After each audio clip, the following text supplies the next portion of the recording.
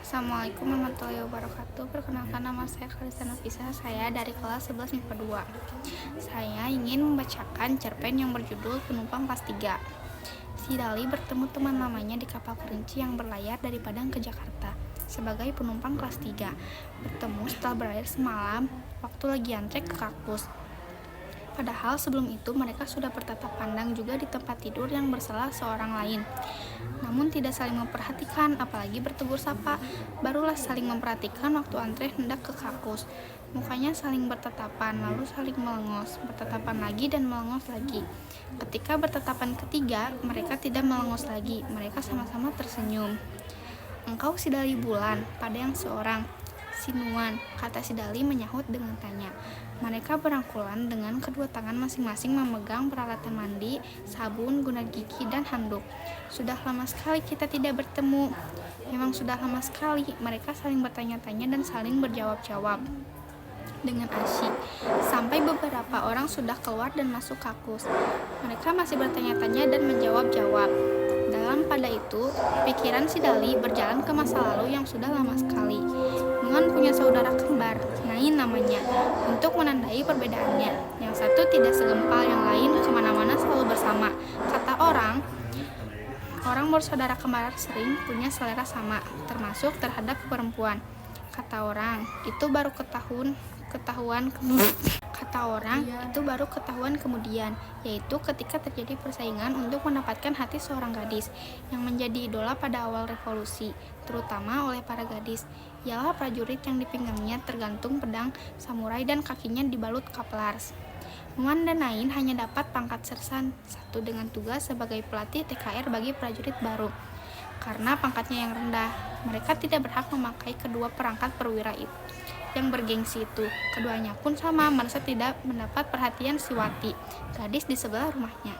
Dan ketika komandan pasukan Hizbullah, Kolonel Hasan, mengajak bergabung dengan pangkat Letnan 2, Nuan meninggalkan tugasnya di TKR agar dapat pangkat yang sama. Nain pun bergabung dengan Tentara Merah Indonesia. Apalah arti perbedaan pasukan, yang penting sama menjadi letnan, sama punya pedang samurai dan pakai kaplars, kata mereka sambil menyangka Wati akan mulai punya perhatian. Kian lama bergabung dengan pasukan yang berbeda, ideologi perjuangan itu malah menumbuhkan perseteruan diam dalam diri keduanya, sekaligus menimbulkan persaingan dalam merebut hati Wati. Akan tetapi belum ada yang berani menebarkan jala untuk mendapat Wati. Nuan selalu bicara tentang perang jihad bila bertandang ke rumah Wati, sedangkan Nain bicara tentang revolusi rakyat.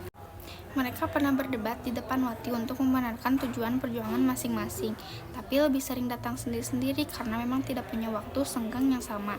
Tentu saja pada kesempatan itu, mereka saling membanggakan pasukan masing-masing. Nuanlah yang akhirnya berhasil merebut Wati. Itu terjadi setelah pemerintahan melakukan kebijaksanaan rasionalisasi dengan menggabungkan seluruh kesatuan pejuang ke dalam TNI. Oleh kebijaksanaan pemerintah itu, pangkat semua perwira di luar TNI diturunkan 2 tingkat. Nuan mendapatkan tugas baru sebagai staf pada bagian logistik, sedang Nain dalam kesatuan ditempur di front. Keduanya tetap sama memegang tugasnya masing-masing kepada Wati, meski pedang samurai dan kaplars tidak lagi berhak mereka pakai. Ayah Wati berpandangan praktis dalam menetapkan siapa yang akan jadi jodoh anaknya. Katanya, perwira bagian logistik akan lebih menjamin kebutuhan rumah tanggamu, sedangkan perwira di front lebih kemungkinkan kau cepat jadi janda. Padahal engkau membalas ciumanku, tapi Nuan yang kau jadikan suami, tempelak Nain kepada Wati. Apa dayaku kalau ayah mau Nuan, jawab Wati dengan nada memelas. Nain sudah terlatih bersikap radikal, baik karena ikut Tentara Merah maupun lama di front. Wati dirangkulnya erat, dan mereka bergumul dengan dada masing-masing bergemuruh. Dan ketika akan melampaui batas, Wati sadar diri telah jadi suami Nuan. Pergumulan pun reda. Semenjak itu mereka tidak pernah bertemu lagi karena kesatuan Nain sering berpindah-pindah dari satu pulau ke pulau lain yang dilanda kemelut militer akibat para perwira tidak puas terhadap kebijaksanaan politik kemiliteran sehabis revolusi. Ketika memelut militer terjangkit dalam bentuk peristiwa PRRI, sekali lagi kesatuan Nain ditugaskan menumpasnya, sedangkan Nuan yang ikut PRRI mundur ke hutan tapi Wati tinggal di kota. Ketika Nain datang mendapati Wati telah beranak 2, tapi dalam dada Nain bercampur dengan dendam yang bercampur aduk antara saudara kembarnya. Menurut Wati, meski bernafsu, dia hanya menjalaninya dengan pertimbangan daripada melayani prajurit lain yang lagi mabuk kemenangan. Lebih baik dia menerima Nain yang sekaligus menjadi pelindung pikiran dan perasaan yang beracuan moral. Dia tekan jauh ke dalam lubuk hatinya bila mengambang menjadi jeritan diredam oleh keharusan berdamai dengan situasi. Akhirnya setelah kalah peranuan, kembali bergabung ke TNI dengan pangkat baru yang diturunkan lagi 2 tingkat menjadi pembantu letnan. Dia bertatapan dengan Nain yang sudah kapten yang menang perang di hadapan Wati. Sebentar saja mereka sama terpukau saling memandang, lalu mereka berangkulan sebagai 2 saudara kembar. Tak berkata sepatah pun, dan Wati lari ke ruang belakang dan terus ke rumah sebelah. Lari dari keadaan yang tidak bertanggungan bila meledak. Dia tak muncul lagi sampai kedua laki-laki itu pergi. Pada mulanya perasaan, lalu dugaan. Akhirnya dia yakin bahwa antara Wati dan Nain ada main. Hatinya luka walau dia marah dan kemudiannya benci yang membuahkan dendam yang tidak akan terhapus. Tapi dia adalah prajurit yang perangnya kalah yang kini menjadi pembantu letnan setelah pangkatnya diturunkan sejarah. Di sebelah sana adalah Nain yang menjadi kapten karena perangnya menang. Karena kemenangan itu dia meniduri Wati, istri saudara kembarnya. Khianat, semua khianat, teriaknya berulang-ulang. Tapi dia seorang prajurit yang kalah perang. Apa yang dapat dilakukan oleh seseorang kalah perang? Bagi Nuan tidak lain daripada selain kalah perang, seterusnya menerimanya tanpa dapat berbuat apa-apa, bahkan berpikir apapun. Dengan perasaan itu, dia menerima Wati kembali yang membawanya kedua anak mereka. Wati toh perempuan yang dikalahkan sejarah, katanya mendamai-damaikan sisa gejolak di hatinya. Tiba-tiba letak panggung sejarah berubah, pemberontakan kaum komunis pecah. Nian yang kapten dan baru diangkat jadi mayor ikut komunis. Kini dialah yang dikalahkan, ditangkap lalu dipenjarakan.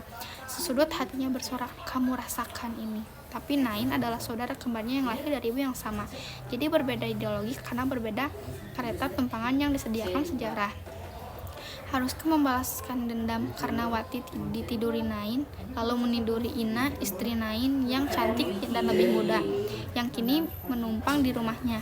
Tidak, dia tidak dapat melakukannya. Ina adalah istri saudara kembarnya. Mengapa dia harus membalas dendam kepada saudara kembarnya sendiri yang kini tengah mengalami siksa akibat ideologinya sendiri? Akan tetapi ketika dia ingat Wati pernah mengkhianatinya, luka hatinya menganga. Ditinggalkannya Wati yang lagi berbaring di sisinya. Dia pergi ke kamar Ina dengan nafsu dendam yang menyala-nyala kepada Wati. Namun Nuan hanya tegak termangu melihat Ina membuka baju sambil terseduh.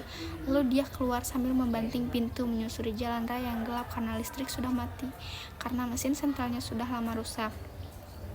Sudah lama sekali ya kita tidak bertemu, kata salah seorang setelah lama menopang dagu ke pagar geladak kapal sambil memandang gelombang laut lepas.